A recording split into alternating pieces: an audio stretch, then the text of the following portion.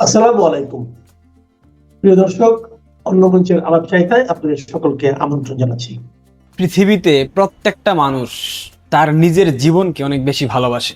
জীবন একদিকে, বাকি সবকিছু অন্যদিকে। কাউকে যদি বলা হয় তোমার হাতে দুইটা অপশন আছে, মৃত্যু অথবা তোমার যাবতীয় স্থাবর অস্থাবর যত সহায় সম্পত্তি আছে সবকিছু লিখে দিতে হবে, একটা মানুষ দ্বিতীয়বার চিন্তা করবে না, সবকিছু লিখে দেবে, তার জীবনটা বিনিময়ে রক্ষা করবে। এইটা মানুষের বৈশিষ্ট্য। কোনো মানুষ চায় না এই সুন্দর দুনিয়ার মায়া ত্যাগ করে সহজেই দুনিয়া থেকে চলে যেতে। ঠিক তেমনি বাংলাদেশের জুলাই সন্ত্রাসীরা, তারাও তো চায় না খুব জলদি দুনিয়ার মায়া ত্যাগ করে চলে যাক। মানুষ কি চাইবে? তারাও তো মানুষ, তারা তো চাইবে না, চাচ্ছে না। গতকাল বাংলাদেশের কিংবদন্তি রাজনীতিবিদ, 69-এর গণ অভ্যুত্থানের নায়ক, মুক্তিযুদ্ধের সম্মুখ সারির নায়ক জননেতা তুফাইল আহমেদ, তিনি মৃত্যুবরণ করেছেন। তার জানাজাকে কেন্দ্র করে যথেষ্ট নোংরামি করা হয়েছে। বিএনপির দল দাস পুলিশ সেখানে হামলা করেছে, লাঠি চার্জ করেছে। প্রায় 50 জন আওয়ামী লীগের নেতাকর্মী সমর্থককে গ্রেফতার করা হয়েছে। তুফাইল আহমেদের জানাজা স্থলে ধানমন্ডি তাকওয়া মসজিদে, সেখানে সাবের হোসেন চৌধুরী উপস্থিত ছিলেন। প্রকাশ্যে আওয়ামী লীগের একজন শীর্ষ পর্যায়ের নেতা যখন জানাজা স্থলে গেছেন, এইটা দেখার পর জামাত, শিবির, বিএনপি, এদের যতগুলো অনলাইন অ্যাক্টিভিস্ট আছে, এদের মধ্যে মারাত্মক ভয় ঢুকে গেছে। এরা এক একজন এক এক ধরনের নোংরামি করছে। একটা মানুষের কথা বলতেই হবে, সেটা হলো ফরহাদ মোজাহারের তাত্ত্বিক শিষ্য, পালংবাদ মাস্টার মাইন্ড মাহফুজ আলম।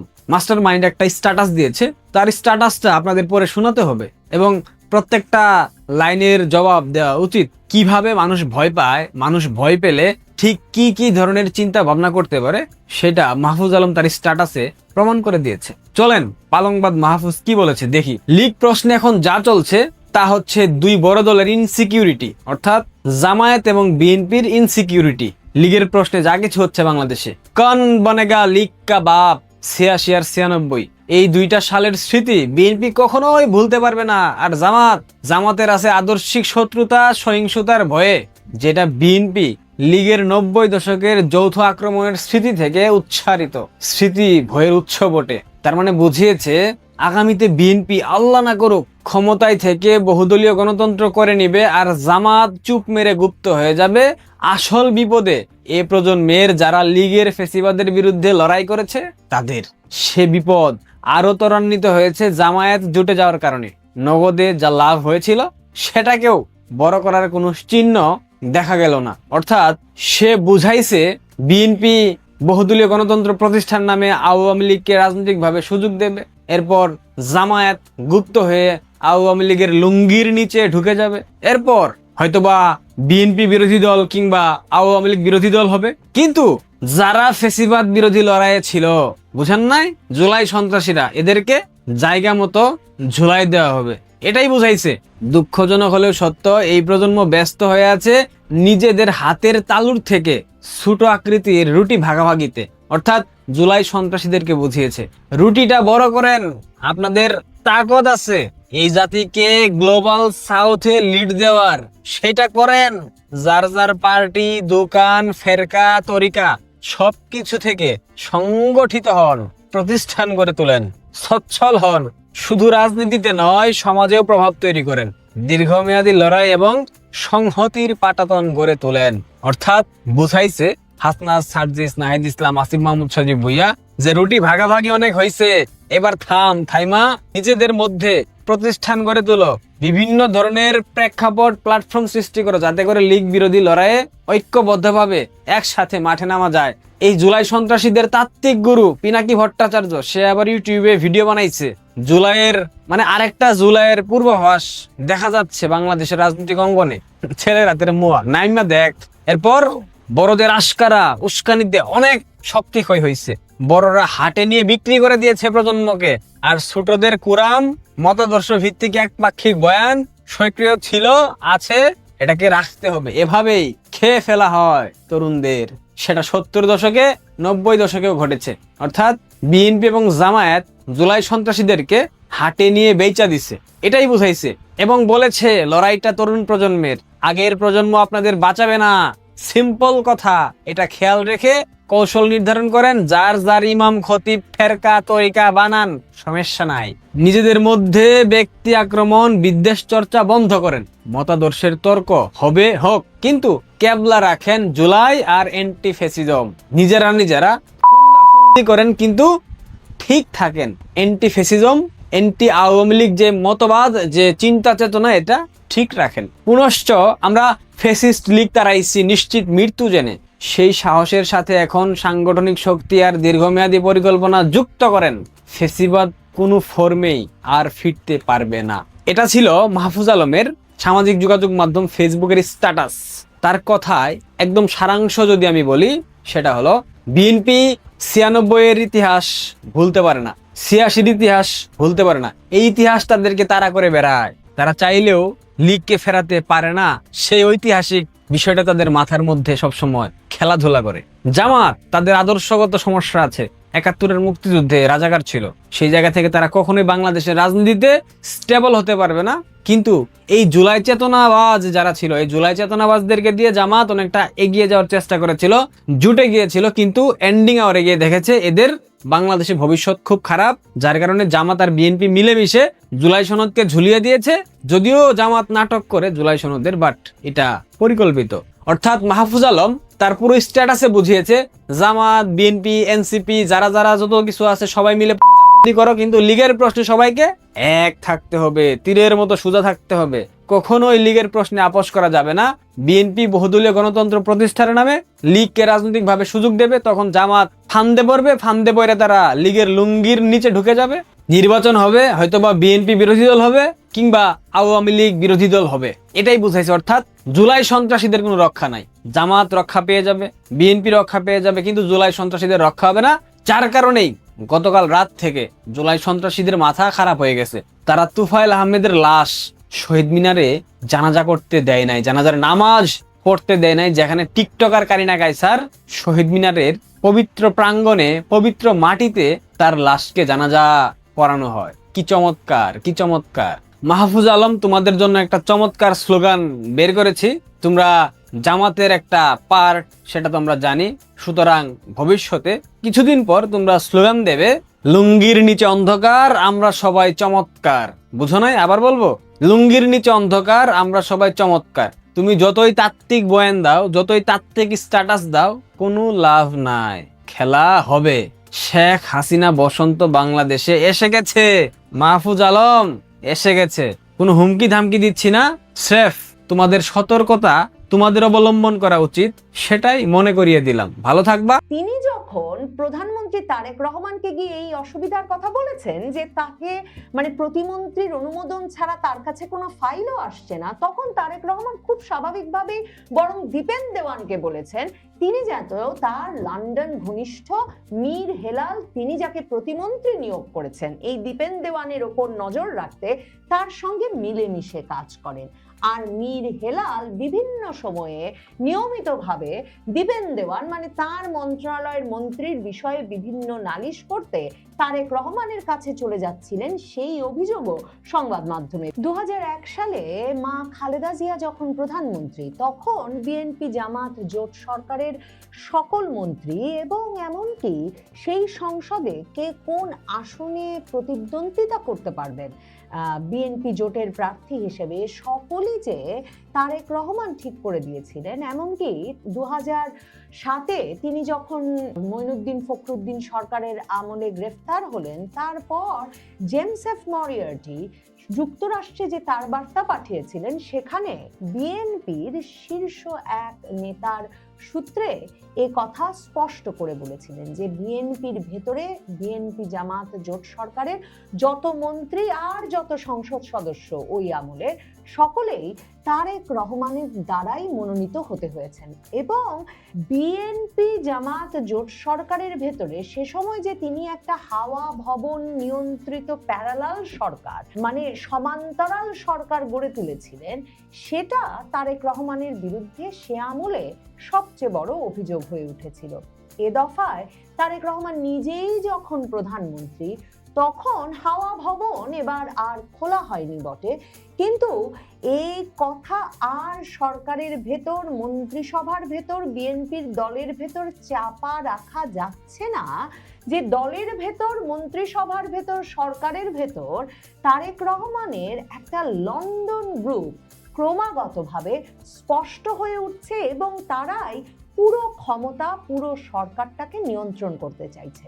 পার্বত্য চট্টগ্রাম বিষয়ক মন্ত্রী দীপেন দেওয়ান পদত্যাগ করে বসেছেন হঠাৎ করেই, এবং 63 বছর বয়সী এই দীপেন দেওয়ান যদিও বা আনুষ্ঠানিকভাবে যে পদত্যাগপত্র দিয়েছেন সেখানে বলেছেন শারীরিক অসুস্থতার কারণেই তিনি পদত্যাগ করতে চান, কিন্তু এ খবর এখন বাংলাদেশে এত বিধিনিষেধের মধ্যেও সংবাদ মাধ্যমে আর চাপা দিয়ে রাখা যাচ্ছে না যে তিনি আসলে পদত্যাগ করেছেন প্রতিমন্ত্রীর সঙ্গে ক্ষমতার দ্বন্দ্বে এবং তারেক রহমানের পছন্দ করে নেওয়া মীর হেলাল নামের এই প্রতিমন্ত্রীর সঙ্গে তার যে দূরত্ব হয়েছে সেটাকে একটা অপমান হিসেবে দেখে এবং স্বাধীনভাবে কাজ করতে না পেরে একজন মন্ত্রীকে 3 মাস যেতে না যেতেই নতুন সরকারের মন্ত্রিসভা থেকে পদত্যাগ করতে হলো। দীপেন দেওয়ান অত্যন্ত জনপ্রিয় তার এলাকায়, তিনি ছাত্রদল করেছেন, তার বাবা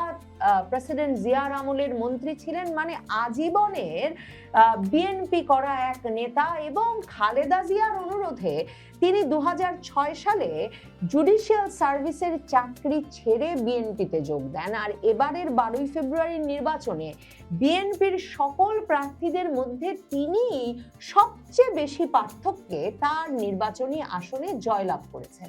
তো এহেন জনপ্রিয় একজন নেতা, তাকে যে এখন মন্ত্রিসভা থেকে সরে যেতে হলো, তারেক রহমান নির্বাচিত এবং তারেক রহমানের সঙ্গে লন্ডনে ঘনিষ্ঠ হয়ে ওঠা, লন্ডনে ব্যারিস্টারি পড়তেন এই মীর হেলাল, যিনি বিএনপি নেতা, সাবেক প্রতিমন্ত্রী মীর নাসির উদ্দিনের পুত্র, তার সঙ্গে দ্বন্দ্বে যে তাকে পদত্যাগ করতে হলো, বিএনপির স্থানীয় নেতা কর্মীরা বলছেন সেটা পার্বত্য চট্টগ্রামের পাহাড়ি বাঙালি কারো জন্য ভালো হলো না। মনে করে দেখেন 2025 সাল জুড়ে পার্বত্য চট্টগ্রামটাকে আমরা এমন একটা অস্থির পরিস্থিতিতে দেখলাম যে আরাকান আর্মি রীতিমতো জলকেলি করে বেড়াচ্ছে পার্বত্য চট্টগ্রামে, বান্দরবন সীমান্তের 10 কিলোমিটার ভেতরে ঢুকে।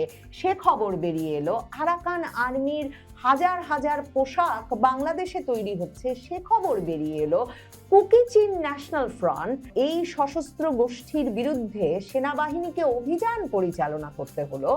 আর United Peoples Democratic Front, UPDF, মানে আরেকটি সশস্ত্র গোষ্ঠী পার্বত্য চট্টগ্রামে, তারা খাগড়াছড়িতে সহিংস পরিস্থিতি সৃষ্টি করতে চায় বলে সেনাবাহিনী এবং তাদের মধ্যে সংঘাতে অনেকে নিহত হওয়ার ঘটনা ঘটলো। আর তখন ইউনূস সরকার বলল যে এরা পরিস্থিতি অস্থিতিশীল করে তুলতে চাইছে। তার মানে পার্বত্য চট্টগ্রামের রাঙামাটি, বান্দরবান, খাগড়াছড়ি কোনো এলাকা যখন খুব স্থিতিশীল অবস্থায় নেই, তখন বিএনপি যে তার এমন একজন দক্ষ, অভিজ্ঞ, জনপ্রিয় এবং স্থানীয় সম্প্রদায়ভুক্ত মন্ত্রীকে তাদের মন্ত্রিসভায় রাখতে পারলো না, সেটা নিশ্চিতভাবেই সরকারের জন্য যেমন একটা শঙ্কার বিষয়, তেমনি বাংলাদেশের নিরাপত্তা এবং পার্বত্য চট্টগ্রামের পরিস্থিতির জন্যও খুব ভালো কিনা তা বলা মুশকিল। কিন্তু তারেক রহমান লন্ডন থেকে একদল তার ঘনিষ্ঠ লোককে এনে ভীষণভাবে একটা আস্থা রাখছেন। যেমন পররাষ্ট্র মন্ত্রণালয়ে খলিলুর রহমানকে তিনি একরকম গিলেছেন বটে, মার্কিন যুক্তরাষ্ট্র, ভারত, ইউনূস সরকার সকলের চাপে, কিন্তু সেখানে তিনি হুমায়ুন কবির নামে লন্ডনে তার ঘনিষ্ঠ একজনকে বসিয়ে দিয়েছেন। এবং লন্ডনে তার ঘনিষ্ঠ এই হুমায়ুন কবিরকে ছাড়া খলিলুর রহমানকে কোনো বিদেশ সফরে যেতে দেওয়া হয় না। এমনকি ভারত সফরে যখন গেলেন তখন হুমায়ুন কবির এস জয়শঙ্কর খলিলুর রহমানের একান্ত বৈঠকেও গিয়ে বসেন। পরে এস জয়শঙ্করের অনুরোধে খলিলুর রহমানকে বাইরে বসিয়ে কিছুক্ষণ একান্তে বৈঠক করার সুযোগ পান খলিলুর রহমান আর এস জয়শঙ্কর। এবং শুধু যে পররাষ্ট্র বিষয়ক উপদেষ্টা হুমায়ুন কবিরকে করা হয়েছে তাই নয়, হঠাৎ করে বাংলাদেশে উড়িয়ে এনে তাকে কিন্তু সরাসরি বিএনপির যুগ্ম মহাসচিবও করে দেওয়া হয়েছিল। আবার ধরুন মাহাদি আমিন লন্ডন থেকে দেশে এলেন যখন তারেক রহমানের দেশে আসার সময় প্রায় হয়ে এলো এবং তিনি এসে ঘোষণা দিলেন যে আর কিছুদিনের মধ্যে তারেক রহমান ফিরবেন। তখন মির্জা ফখরুল ইসলাম আলমগীর বিএনপি মহাসচিব বললেন যে এমন কোনো দিন তারিখের খবর এখনো তারা জানেন না। সেই মাহাদি আমিনকে করে দিলেন বিএনপি চেয়ারপারসনের উপদেষ্টা, মানে তার নিজের উপদেষ্টা। এখন তিনি প্রধানমন্ত্রীর উপদেষ্টা এবং প্রধানমন্ত্রীর দপ্তরের মুখপাত্র হিসেবে সরকারের সকল বিষয়ে ব্রিফ করছেন। এমনকি জাহিদুর রহমান সহ তারেক রহমানের যে উপদেষ্টা বাহিনী, এরা মূলত তারেক রহমানের লন্ডন জীবনে ঘনিষ্ঠ হয়ে ওঠা বিভিন্ন ব্যক্তি। তাদের সঙ্গে কারো কারো সঙ্গে লন্ডনেই তার ঘনিষ্ঠতা হয়েছে, আর কারো কারো সঙ্গে লন্ডন জীবন থেকে নানাভাবে যোগাযোগ স্থাপিত হওয়ার পর তারেক রহমানের যোগাযোগ গড়ে উঠেছে। বাংলাদেশের পত্রিকা টাইমস অফ বাংলাদেশ লিখছে যে পার্বত্য চট্টগ্রামের বিএনপি নেতাদের মতে প্রায় 3.5 মাস আগে প্রধানমন্ত্রী তারেক রহমানের নেতৃত্বে মন্ত্রিসভা গঠনের পর থেকেই দীপেন দেওয়ান ও মীর হেলালের মধ্যে মতবিরোধ শুরু হয় এবং 1 মাসের মধ্যেই সেই মতবিরোধ প্রকাশ্য বিরোধে রূপ নেয়। কারণ তারেক রহমানের এই লন্ডন গ্রুপের সদস্য মীর হেলাল তিনি মন্ত্রণালয়ের সচিব মিজানুর রহমানকে নির্দেশ দেন যেন তাকে না দেখিয়ে কোনো ফাইল মন্ত্রীকে দেওয়া না হয়। অথচ মন্ত্রী মন্ত্রণালয়ের প্রধান নির্বাহী এবং সিদ্ধান্ত গ্রহণের জন্য প্রতিমন্ত্রীর অনুমোদনের প্রয়োজন হয় না তার বাংলাদেশের আইন অনুযায়ী। এখন পার্বত্য চট্টগ্রাম বিষয়ক মন্ত্রণালয় সেই আইনে কাজ করছে না, সেখানে দীপেন দেওয়ান স্বাধীনভাবে কাজ পরিচালনা করতে পারছেন না। এবং তিনি যখন প্রধানমন্ত্রী তারেক রহমানকে গিয়ে এই অসুবিধার কথা বলেছেন যে তাকে মানে প্রতিমন্ত্রীর অনুমোদন ছাড়া তার কাছে কোনো ফাইলও আসছে না, তখন তারেক রহমান খুব স্বাভাবিকভাবেই বরং দীপেন দেওয়ানকে বলেছেন তিনি যেন তার লন্ডন ঘনিষ্ঠ মীর হেলাল, তিনি যাকে প্রতিমন্ত্রী নিয়োগ করেছেন, এই দীপেন দেওয়ানের ওপর নজর রাখতে তার সঙ্গে মিলেমিশে কাজ করেন। আর মীর হেলাল বিভিন্ন সময়ে নিয়মিতভাবে দীপেন দেওয়ান মানে তার মন্ত্রণালয়ের মন্ত্রীর বিষয়ে বিভিন্ন নালিশ করতে তারেক রহমানের কাছে চলে যাচ্ছিলেন, সেই অভিযোগও সংবাদ মাধ্যমে বেরিয়ে এসেছে। তবে এটা এখন পরিষ্কার যে এই দ্বন্দ্বের সবচেয়ে বড় কারণ হিসেবে দেখা দিয়েছে 3টি পার্বত্য জেলা পরিষদ পুনর্গঠন এবং প্রশাসক নিয়োগ। বিএনপি সরকার দায়িত্ব নেওয়ার পরেই দেশের সকল জেলা পরিষদে প্রশাসক নিয়োগ দিয়েছে, কিন্তু পার্বত্য জেলাগুলোতে করেনি। ঈদুল আজহার আগেই এই পার্বত্য জেলা পরিষদগুলো গঠন করবার কথা ছিল।